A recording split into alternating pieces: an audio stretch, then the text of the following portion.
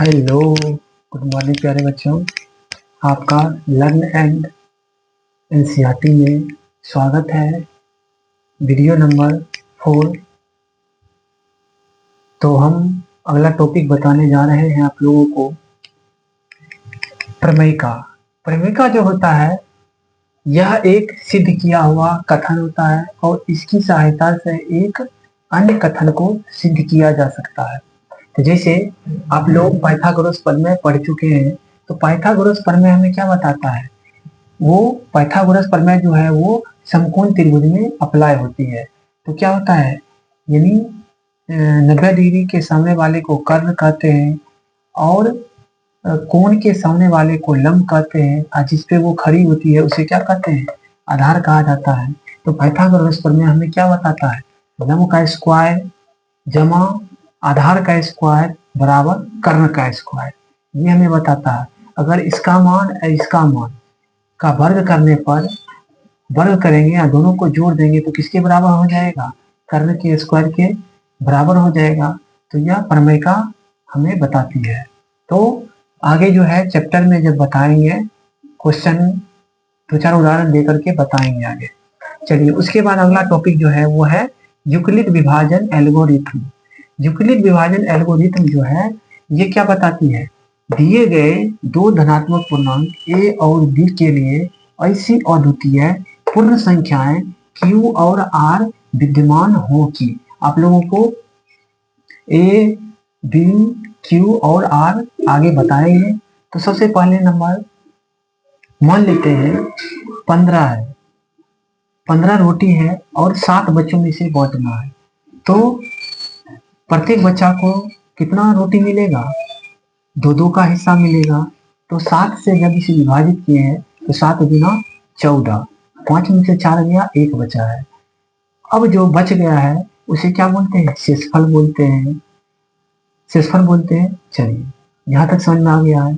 यानी जिससे भाग देते हैं, जिससे भाग देते हैं उसे क्या बोलते हैं? भाजक, और उसे b से सूचित किया जाता है। उसी तरह से जिसमें भाग देते हैं उसे क्या कहा जाता है? भाज्य कहा जाता है और उसे a से दर्शाया जाता है। और भाग देने के बाद जितना मान आता है वो क्या कहलाता है? भागफल कहलाता है। और भागफल को किससे दर्शाया जाता है? q से दर्शाया जाता है। और जो बच जाता है उसे क्या कहते हैं? शेषफल कहते हैं। तो वही यहाँ पे आप लोग बचपन में भी पढ़ चुके हैं। क्या भाज्य बराबर क्या होता है? भाजक गुने भागफल जोड़ शेषफल, वही चीज यहाँ पे लिखा गया है। यानी भाज्य, भाज्य कहाँ है? तो भाज्य, भाज्य को a से दर्शाया गया है। उसी तरह भाजक को b से, यहाँ b लिख दिया गया है।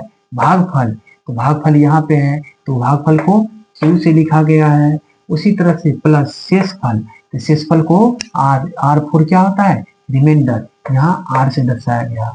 समझ में आ गया? तो a बराबर बी क्यू, यानी बीच में क्या है? कुछ नहीं है तो गुना है, तो बी क्यू प्लस आर हो गया। चलिए, इसी तरह से और उदाहरण दिया जा सकता है। जैसे यहाँ पर आप लोगों को दिखाया गया उदाहरण देकर हम बताए हैं। यानी 25 को 4 से जब विभाजित करेंगे तो क्या होगा? 4 छके 24, शेषफल 1 आया है। तो यहाँ पे इसका जांच करेंगे तो क्या होगा? 15। ये क्या है? भाजक है, यानी भाज्य है। भाज्य बराबर क्या है? भाजक, यानी ये दूसरा उदाहरण है। यहाँ पे उदाहरण दिया गया, इस वाला पाठ का उदाहरण यहाँ पे दिया गया। तो यानी जांच करके दिखा दिए हैं। तो 15 2 गुने, यानी 2 गुने 7 जोड़ 1 कितना हो जाएगा?